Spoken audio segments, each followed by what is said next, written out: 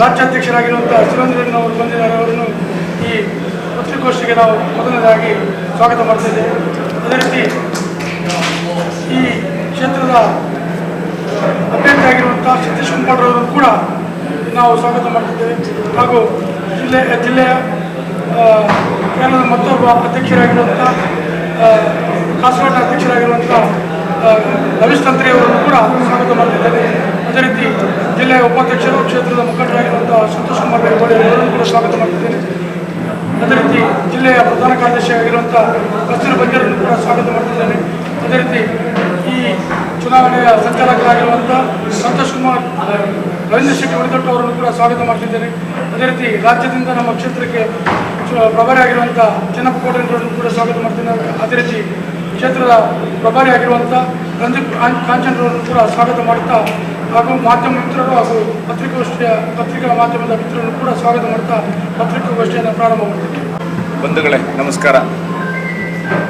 ಕರ್ನಾಟಕ ವಿಧಾನಸಭಾ ಚುನಾವಣೆಯಲ್ಲಿ ಈ ಸಲ ಭಾರತೀಯ ಜನತಾ ಪಕ್ಷದ 100% ಈ ಸಲ BJP government again will come.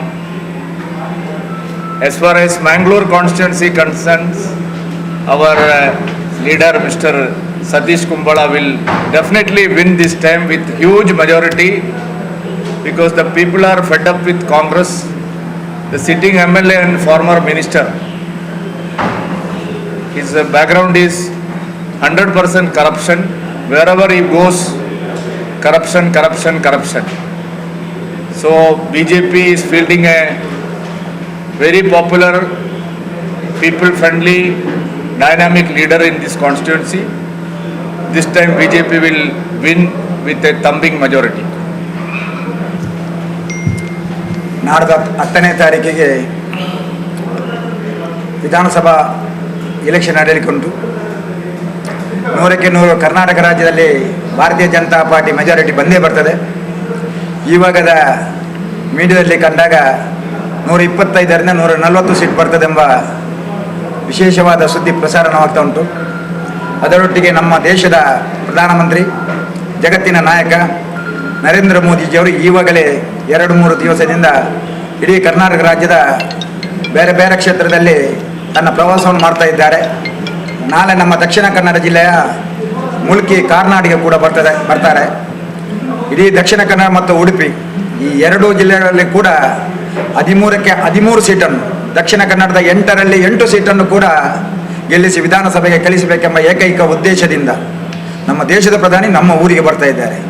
3 ದಿನಗಳಿಂದ ನಮ್ಮ ದೇಶದ ಗೌರವಾನ್ವಿತ ಗೃಹ ಮಂತ್ರಿ, ಚಾಣಕ್ಯ ರಾಜಕೀಯ ತಂತ್ರಗಾರಿಕೆಯಲ್ಲಿ ಹೆಸರು ಗಳಿಸಿದಂಥ ಗೌರವಾನ್ವಿತ ಅಮಿತ್ ಶಾಜಿ ಅವರು ಬಂದಿದ್ದರು. ನಾವು ಎಕ್ಸ್ಪೆಕ್ಟ್ ಮಾಡದಷ್ಟು, ಇತಿಹಾಸದಲ್ಲಿ ದಾಖಲೆ ಆಗಿರುವಷ್ಟು ಜನ ಸೇರಿ ಆ ಕಾರ್ಯಕ್ರಮ ಆಗಿದೆ. ಇದು ಏಕೆಂದರೆ BJPಗೆ ಜನಗಳು ಎಷ್ಟು ಪ್ರೀತಿ ಮಾಡ್ತಾರೆ, BJPಗೆ ಎಷ್ಟು ಶಕ್ತಿ ಉಂಟಂತೆ ನೋಡುವವರಿಗೆ ಗೊತ್ತಾಗಿದೆ. ಇವಾಗ ಮಂಗಳೂರು ವಿಧಾನಸಭಾ ಕ್ಷೇತ್ರದಲ್ಲಿ ನಮ್ಮ ಕ್ಯಾಂಡಿಡೇಟ್ ಗೌರವಾನ್ವಿತ ಸತೀಶ್ ಕುಂಬಾಳ್ರವರು ಸಣ್ಣ ಬೂತಿನಿಂದ ಹಿಡಿದು ಜಿಲ್ಲೆ ತನಕ ನಿತ್ಯ ನಿರಂತರವಾಗಿ ಹೋರಾಟ ಮಾಡಿದಂಥ ಒಬ್ಬ ಧೀಮಂತ ವ್ಯಕ್ತಿ. ಇವಾಗ ಹಳ್ಳಿಯಲ್ಲಿ ಗಲ್ಲಿಯಲ್ಲಿ ಕೂಡ BJP ಎಂಬ ಸ್ಲೋಗನ್ ಕೇಳ್ತಾ ಬರ್ತಾ ಉಂಟು. ಇವಾಗ ಕಾಂಗ್ರೆಸ್ಗೆ ಜೀರ್ಣ ಮಾಡಿಕೊಳ್ಳಲಿಕ್ಕೆ ಕೂಡ ಅಸಾಧ್ಯವಾದಂಥ ಒಂದು ವೇದಿಕೆ ಸಿದ್ಧವಾಗಿದೆ. ಒಂದು ಕಡೆಯಲ್ಲಿ ಪ್ರಬಲವಾದ ವಿರೋಧಗಳು 4 ಕಡೆಯಲ್ಲಿ ಕೂಡ ಕೇಳಿ ಬರ್ತಾ ಉಂಟು. ಇನ್ನೊಂದು ಕಡೆಯಲ್ಲಿ ಭಾರತೀಯ ಜನತಾ ಪಾರ್ಟಿಗೆ ಸಾವಿರಾರು ಕಾರ್ಯಕರ್ತರು ಬೇರೆ ಪಕ್ಷದಿಂದ ಬರುವುದು, ಅದೇ ರೀತಿ ಎಲ್ಲರೂ ಪ್ರೀತಿ ಮಾಡುವುದು. ಒಂದು ಕಡೆಯಿಂದ BJP ಗೆದ್ದೇ ಆಗಿದೆ ಎಂಬ ದೊಡ್ಡ ಸಂದೇಶವಾದ ನಂತರ ಕಾಂಗ್ರೆಸ್ಸಿಗರು ಬೇರೆ ಬೇರೆ ತಂತ್ರಗಾರಿಕೆಯನ್ನು ಮಾಡ್ತಾ ಇದ್ದಾರೆ. ಯಾವುದೇ ತಂತ್ರಗಾರಿಕೆ ಮಾಡಲಿ, ಯಾವುದೇ ಅವರ ಪ್ರಣಾಳಿಕೆ ಬಿಡುಗಡೆ ಆಗಲಿ, ಯಾವುದಕ್ಕೂ ಕೂಡ ಭಾರತೀಯ ಜನತಾ ಪಾರ್ಟಿ ಜಗುವುದಿಲ್ಲ. ಭಾರತೀಯ ಜನತಾ ಪಾರ್ಟಿಯ ದೇವ ದುರ್ಲಭ ಕಾರ್ಯಕರ್ತ ಬಂಧುಗಳು, ಅದರೊಟ್ಟಿಗೆ ಮತದಾರ ಬಂಧುಗಳು ನಾಡ್ದು 10 ತಾರೀಕಿಗೆ ಏನೆಲ್ಲ ಮಾಡ್ತಾರೆ, ಏನೆಲ್ಲ ಮಾಡಬಹುದು, ಯಾರೆಲ್ಲ ಮತದಾರರಿದ್ದಾರೆ ಅವರೆಲ್ಲರೂ ಪ್ರೀತಿಯಿಂದ ನಮ್ಮ ಚಿಹ್ನೆ ಆ ಕಮಲ ನಮ್ಮ ಸತೀಶ್ ಕುಂಬಾಳಿಗೆ ಕೊಟ್ಟು ಅತ್ಯಂತ ಜಾಸ್ತಿ ಮತಗಳ ಅಂತರದಿಂದ ಗೆಲ್ಲಿಸಿ ಮಂಗಳೂರಿಂದ ಬೆಂಗಳೂರು ವಿಧಾನಸಭೆಗೆ ಕಳಿಸುವಂಥ ಕೆಲಸ ಆಗ್ತದೆ. ಅದಕ್ಕಾಗಿ ಬಂದವರಿಗೆಲ್ಲರಿಗೂ ವಿಶೇಷವಾದ ಅಭಿನಂದನೆ ಕೊಡುತ್ತಾ, ಇನ್ನು ಕೇವಲ 8 ದಿವಸ ಮಾತ್ರ ಬಾಕಿ ಇರುವುದು. 8 ದಿವಸ, ಇಲೆಕ್ಷನ್ಗೆ ಓನ್ಲಿ 7 ಡೇಸ್. ಆದರೆ ನಾವು ಈವಾಗಲೇ ಎಲ್ಲ ಕೆಲಸ ಮುಗಿದಿದೆ, ಇನ್ನೂ ಕೂಡ ಕೆಲಸ ನಡೆಯುತ್ತಾ ಉಂಟು. ರಾಜ್ಯದ ರಾಜ್ಯಾಧ್ಯಕ್ಷರಾದ ನಳಿನ್ ಕುಮಾರ್ ಕಟೀಲ್ ಅವರ ಮಾರ್ಗದರ್ಶನದಲ್ಲಿ ಪ್ರತಿ ಕ್ಷೇತ್ರದಲ್ಲಿ ಕೂಡ ಅತ್ಯುತ್ತಮವಾಗಿ ಕೆಲಸ ನಡೀತಾ ಉಂಟು. ಅದರಲ್ಲಿ ಕೂಡ ಮಂಗಳೂರಲ್ಲಿ ಒಂದು ಸಾರಿ ಜಯರಾಮ್ ಶೆಟ್ಟರು ಗೆದ್ದಿದ್ದರು, ಆವಾಗ ತ್ರಿಕೋನ ಸ್ಪರ್ಧೆ ಇತ್ತು. ಈವಾಗ ಕೂಡ ಅದೇ ಒಂದು ಸ್ಪರ್ಧೆ ಏರ್ಪಟ್ಟಿದೆ. ನಮಗೂ ಖುಷಿ, ನಮ್ಮ ಕಾರ್ಯಕರ್ತರಿಗೂ ಖುಷಿ, ಕಾರ್ಯಕರ್ತರು ಕೂಡ ಅತ್ಯಂತ ಖುಷಿಯಿಂದ ಈಗ ಅತ್ಯಂತ ಪ್ರೀತಿಯಿಂದ ಕೇರಳ ರಾಜ್ಯದ ರಾಜ್ಯಾಧ್ಯಕ್ಷರು ಕೂಡ ಬಂದು ನಮಗೆ ಮಾರ್ಗದರ್ಶನ ಮಾಡ್ತಾ ಇದ್ದಾರೆ. ಕಾಸರಗೋಡಿನ ಜಿಲ್ಲಾಧ್ಯಕ್ಷರಾದಂಥ ಗಿರೀಶ್ ತಂತ್ರಿಯವರು ಬಂದು ಕೂಡ ನಮಗೆ ಮಾರ್ಗದರ್ಶನ ಮಾಡ್ತಾರೆ. ನಮಗೆ ಕಲ್ಲರ್ಕದ ಕೋಟ್ಯಾಂಡರು ಕೂಡ ಬಂದು ಬೆಳಗಿಂದ ರಾತ್ರಿ ತನಕ ನಿರಂತರವಾಗಿ ಮಾರ್ಗದರ್ಶನ ಕೊಟ್ಟು ಭಾರತೀಯ ಜನತಾ ಪಾರ್ಟಿ ಕ್ಯಾಂಡಿಡೇಟ್ನಿಗೆ ಹೇಗೆ ಗೆಲ್ಲಿಸಿ ವಿಧಾನಸಭೆಗೆ ಕಳಿಸಬೇಕೆಂಬ ತಂತ್ರಗಾರಿಕೆ ನಡೀತಾ ಉಂಟು. ಪ್ರಭಾರಿಗಳು, ಉಸ್ತುವಾರಿಗಳು ಎಲ್ಲರೂ ಬಂದು ಅದರೊಟ್ಟಿಗೆ ನಿಜವಾಗಿಯೂ ಕಾರ್ಯಕರ್ತರನ್ನು ಯಾವ ರೀತಿಯಲ್ಲಿ ಕೂಡ ನಾವು ಅಭಿನಂದನೆ ಮಾಡಿದರೆ ಸಾಕಾಗೋದು. ಅವರ ಶ್ರದ್ಧೆ, ಅವರ ನಿಷ್ಠೆ, ಅವರ ಪ್ರಯತ್ನ, ಇದಕ್ಕೆಲ್ಲ ಕಾರಣ ಏನಂದರೆ ಭಾರತೀಯ ಜನತಾ ಪಾರ್ಟಿ ಅದು ನಮ್ಮ ತಾಯಿಯ ಸ್ಥಾನದಲ್ಲಿ ಇರುವುದು. ನಮ್ಮ ತಾಯಿಯೇ BJP, ಆ ಲೆಕ್ಕಾಚಾರ ದೊರೀತಾ ಇದ್ದಾರೆ.